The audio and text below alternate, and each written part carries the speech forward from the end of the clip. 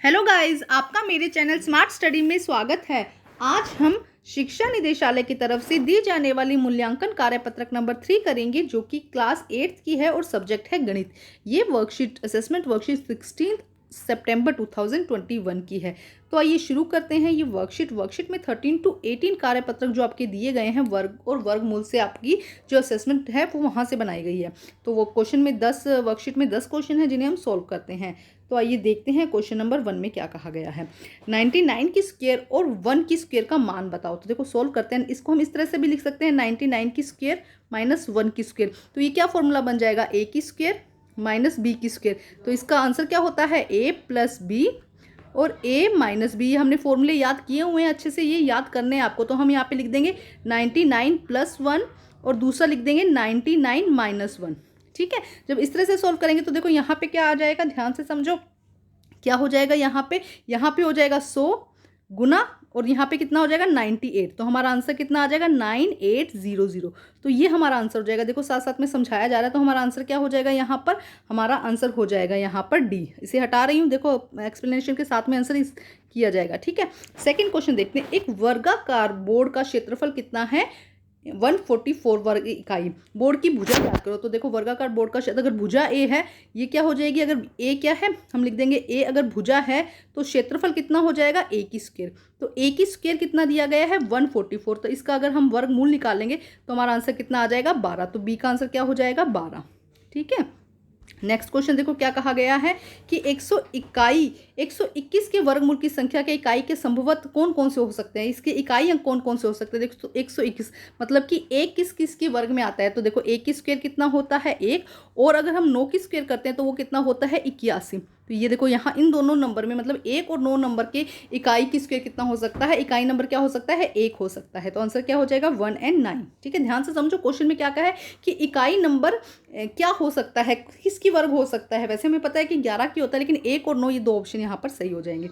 Next question देखो, next question में क्या कहा गया है कि x की स्क्वायर कितना दिया गया है 7225 दिया गया है। तो x की वैल्यू, तो हम क्या करेंगे, x की वैल्यू निकालने के लिए हम क्या कर देंगे, इसको अंडर रूट कर देंगे, इसको वर्गमूल निकालेंगे इसका 7225 का। जब 7225 का आप वर्गमूल निकालोगे तो आपका आंसर कितना आएगा 85 आपका आंसर आ जाएगा। ठीक है, ये क्वेश्चन नंबर 4 है। नेक्स्ट देखो क्या कहा गया, क्वेश्चन नंबर 5 में देखो क्या कहा गया है। एक वर्गाकार रुमाल की भुजा, अब हमें यहाँ पे ए दिया गया है कितना है 16। तो हमें उसका क्षेत्रफल निकालना है। तो क्षेत्रफल क्या हो जाएगा ए की स्क्वायर मतलब कि 16 की स्क्वायर। जब 16 की स्क्वायर आपको पता होगा कि कितनी होती है 16 की स्क्वायर 256 256। तो इसका आंसर हो जाएगा 256। ठीक है, नेक्स्ट क्वेश्चन देखते हैं, क्वेश्चन नंबर 6। इसमें से कौन सा पाइथागोरम ट्रिक नहीं है। देखो हमने देखा था पाइथागोरम में क्या होता है, दो भुजाओं की वर्ग का योग तीसरी भुजा के वर्ग के बराबर होता है। तो हम यहाँ पे देखते हैं, पहला ही देखते हैं ऑप्शन 4 की स्क्वायर 5 की स्क्वायर इक्वल क्या होना चाहिए 7 की स्क्वायर। अगर ये क्वेश्चन हो जाता है सोल्व तो मतलब कि ये ट्रिक, ये पाइथागोरस ट्रिक है। तो 16 4 की स्क्वायर 16 हुआ, 5 की स्क्वायर 25 हुआ और 17 की स्क्वायर कितना हुआ 289। तो देखो आपको पता है कि इन दोनों को जोड़ने पर 289 नहीं आएगा। तो हमारा पहला ही ऑप्शन यहाँ पे सही हो जाएगा, बाकी ऑप्शन चेक करने की जरूरत नहीं। तो पहला ही ऑप्शन यहाँ पे सही हो जाएगा। लेकिन आपको समझाने के लिए इस ऑप्शन को दिखाती हूँ। देखो 6 की स्क्वायर प्लस 8 की स्क्वायर इक्वल किसके होना चाहिए 10 की स्क्वायर। तो 6 की स्क्वायर कितना होता है 36, 8 की स्क्वायर 64 और 10 की स्क्वायर 100। तो जब इनको जोड़ेंगे तो कितना आता है 100 आता है। तो देखो ये वाली जब ट्रिक चलती है उसे हम पाइथागोरस ट्रिक कहते हैं। तो हमारा पहला ही जब हमने देखा था दोनों इक्वल नहीं आ रहे थे, तो हमारा आंसर क्या हो जाएगा ए, यहाँ पर आंसर हो जाएगा। क्वेश्चन नंबर देखो हम देखते हैं 7। देखो क्या कहा गया क्वेश्चन नंबर 7 में कि संख्या 100 प्राप्त करने के लिए कितनी क्रमागत विषम संख्याओं का योग करेंगे। मतलब यहाँ पे पूछा जा रहा है कि 100 नंबर बनाने के लिए हमें कितनी क्रमागत विषम संख्या लेनी है। तो हम देखते हैं 1 plus 3 plus 5 plus 7 plus 9 plus 11 plus 13 plus 15 plus 17 और प्लस 19। जब हम इन नंबर को जोड़ेंगे तो देखो कितना होगा 1 2 3 4 5 6 7 8 9 10। तो 10 देखो जब इनको नंबर को आप जोड़ोगे क्रमागत विषम संख्या, क्रमागत विषम संख्या का मतलब है कि एक के बाद एक विषम संख्या जो आती है, जब इन नंबर को हम जोड़ेंगे तो हमारा आंसर कितना आ जाएगा, हमारा आंसर आ जाएगा 10। यहाँ पे 10 क्रमागत विषम संख्याओं को जोड़ने पर जो आंसर है वो कितना हो जाएगा 100 हो जाएगा। ये याद कर लीजिएगा आप अच्छे से, और समझाने के लिए मैंने समझा भी दिया है। अब देखते हैं क्वेश्चन नंबर 8 में क्या कहा गया है। दी गई संख्याओं में से किस संख्या और उसकी वर्ग संख्या के इकाई अंक समान है। तो देखो दी गई संख्या देखो 23 है तो इसका वर्ग संख्या कितना हो जाएगा, 9 हो जाएगा, है ना, जब हम इसको वर्ग करेंगे। इसी तरह से 19 दिया है तो इसकी वर्ग संख्या क्या होगी, लास्ट में 9 का वर्ग निकालेंगे तो 1 आ जाएगा। इसी तरह से 35 है तो देखो 35 जिसके नंबर में 5 लास्ट में आता है उसकी वर्ग संख्या भी क्या होगी, इक्वल हो जाएगी, तो 5 ही आएगा, 25 हो जाएगा ना। और 44 है तो कितना आएगा, 6 आएगा इसके लास्ट में। इकाई अंक देखना है, सिर्फ हम अच्छे से वर्कशीट में समझ चुके हैं, हमें इकाई अंक देखना है, तो इसका आंसर क्या हो जाएगा, सी यहाँ पर आंसर हो जाएगा। नेक्स्ट देखो, नेक्स्ट क्वेश्चन में क्या कहा गया है कि वह पाइथागोरस ट्रिक ज्ञात करो जिसकी एक संख्या का मान 12 हो। तो हमें देखना है कि अभी जो फॉर्मूला हमने आगे देखा था वही फॉर्मूला हम देखते हैं। तो एक एक करके यहाँ पे नंबर लेते हैं। पहले नंबर लेते हैं ये, देखो यहाँ पे लेते हैं नंबर, देखें ध्यान से लेंगे। तो 7 की स्क्वायर किया हमने प्लस 12 की स्क्वायर इक्वल 13 की स्क्वायर। अगर ये इक्वल आता है तब मतलब कि हमारा ये जो संख्या है एक 12 होगी। तो यहाँ पे हो जाएगा 49 प्लस 144 इक्वल हो जाएगा 169। तो ये देखो इक्वल नहीं है, यहाँ पे क्या है 193 आया और यहाँ इक्वल 169। तो ये हमारा फर्स्ट ऑप्शन सही नहीं है।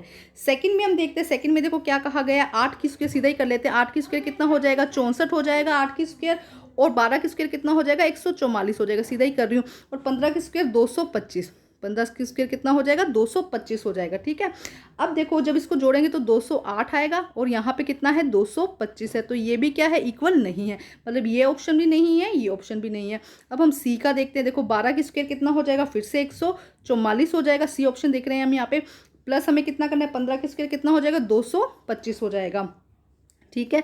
इसको जब टोटल करेंगे तो 420 की स्क्वायर कितना होता है, 400। तो ये भी हमें पता है कि ये भी सही नहीं है, इन दोनों को टोटल करेंगे तो 400 नहीं आएगा, है ना। अब लास्ट देखते हैं हम, 5 की स्क्वायर कितना होता है 25 प्लस 12 की स्क्वायर 144 और 13 की स्क्वायर कितना होता है। देखो फॉर्मूला आपको याद होगा कि इसकी स्क्वायर बराबर क्या होना चाहिए, इसकी स्क्वायर क्या होना चाहिए, 169। तो जब हम इसको जोड़ेंगे तो 169 बनेगा, इसको जोड़ेंगे तभी ये भी क्या है 169। मतलब कि हमारा ऑप्शन क्या सही हो जाएगा, डी हमारा सही ऑप्शन हो जाएगा कि डी वो संख्या है जिसके अंदर एक जो संख्या है वो 12 होगी त्रिक में। क्वेश्चन नंबर 10 देखते हैं। 7.9 का वर्गमूल करना है हमको, क्या करना है 7.29 का वर्गमूल निकालना है। जब हम इसका वर्गमूल निकालेंगे तो देखो 7.29 को आप इस तरह से करेंगे, 729 का जब हमें क्या निकालना है, वर्गमूल निकालना है। तो 729 का जब वर्गमूल निकालते हैं तो कितना आता है 27।